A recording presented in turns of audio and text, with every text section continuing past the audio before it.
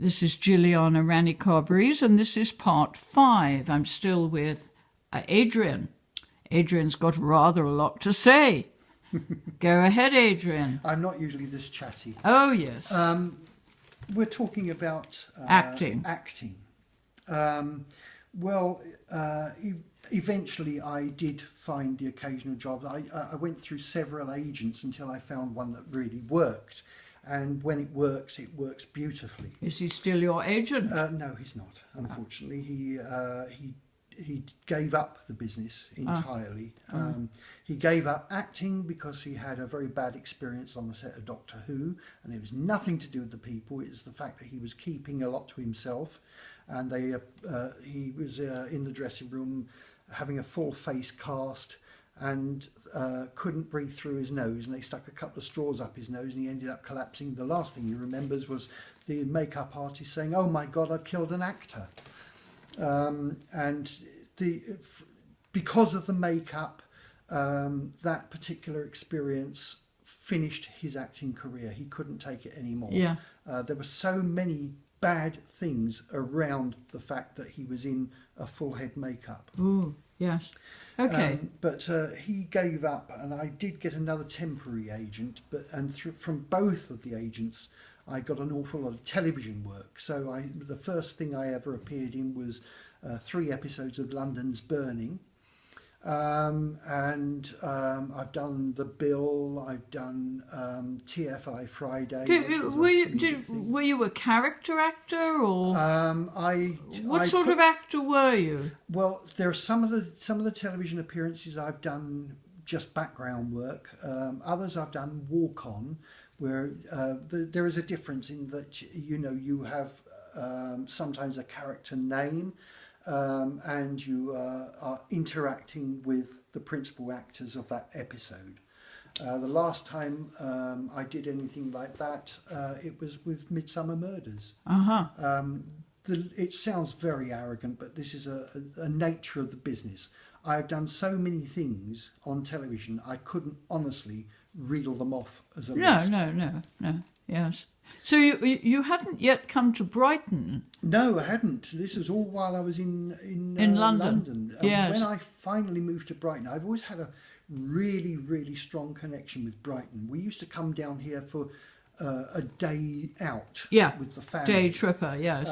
And even on those occasions, as young as I was, when we drove out of Brighton, I kept saying to my dad... You mean drove out of London? Driven out of Brighton, going back to London. Yes. I kept saying to my dad, "Are we still in Brighton?" "Yes, son, we're still in Brighton." "Are we still in Brighton?" "No, we've just left it." "Oh."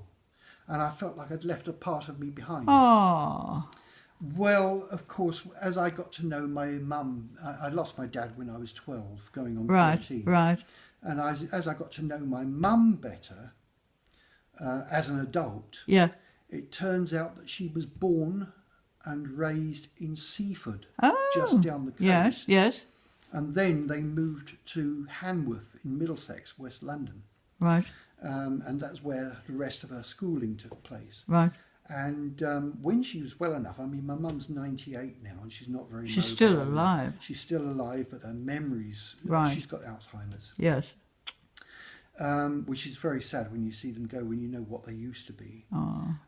But when she was, the last time she was well enough to travel, she came down with her only remaining brother, and we walked around Seaford. And she remembered? And she was she hadn't started developing Alzheimer's at this stage. All right. And she was telling me all about her school days. She showed me where she Oh, went to it's school. oral history. Absolutely. It was a magical day. Also learnt that our side of the family had a huge amount of land. But my great-great-great-great-grandmother fell in love with a Canadian, gave it all to him. So the money went to Canada. Oh dear! And now the National Trust own the land.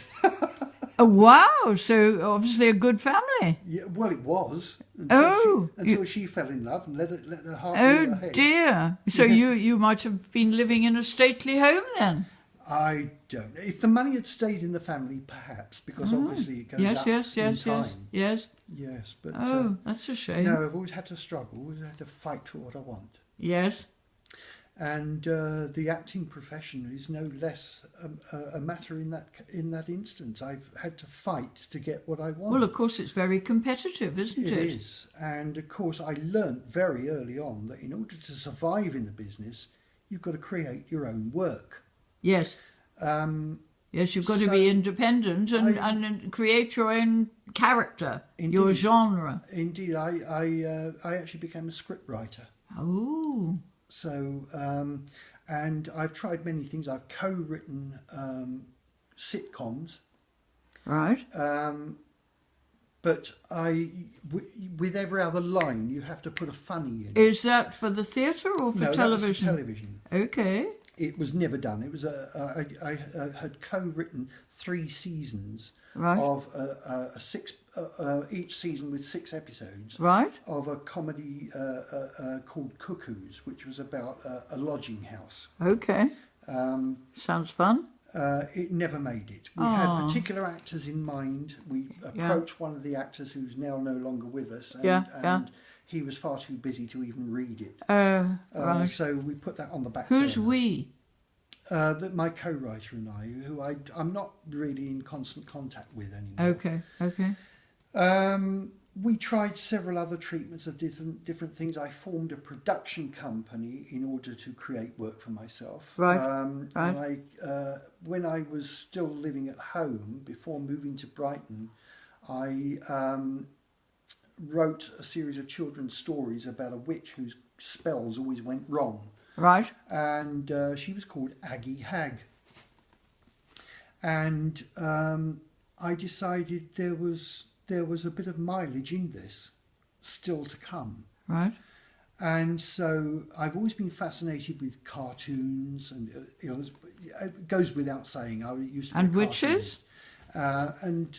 Witches. The funny thing about witches is that I've never made a point of including them in my life, but they've always been there in some aspect. Right. If you know what I mean. So yes. It was only when I started scripting a television series called The Adventures of Aggie Hag it suddenly occurred to me, you better meet some. No, I've always had fictitious witches. Right. In one way or another, all the way through my life, and this just seemed like a natural step. Right. Well, I got an offer. I was going out with someone at the time that worked for Nickelodeon, the television company that they make their money out of children's television. Right. And they said, well, if you can get it done in 9 months, our studios are free. They're not being used, so why not come to our studios, use our equipment, and produce the pilot for The Adventures of Aggie Hag. Okay. Now, I had followed the format and indeed the method of making the puppets used by Serge Danot, who created the Magic Roundabout in the 1960s. And I'd used... they didn't look like Magic Roundabout puppets, but they were using the same armature construction, and the fingers were bound with wool. Was he Russian? No, he's French. Okay. The Magic Roundabout was French, and then it was adopted by a gentleman called Eric Thompson, who narrated the stories for this country, and apparently upset Serge by completely changing the synopsis of the stories. And was that on television? That was on television. It was a 5-minute thing to end children's television for the day. 5-minute episodes every day. Right. And so Aggie Hag, that got made? Aggie Hag didn't get made. Oh. I will tell you all about that very shortly. Okay, we'll talk about that in the next episode. Thank you.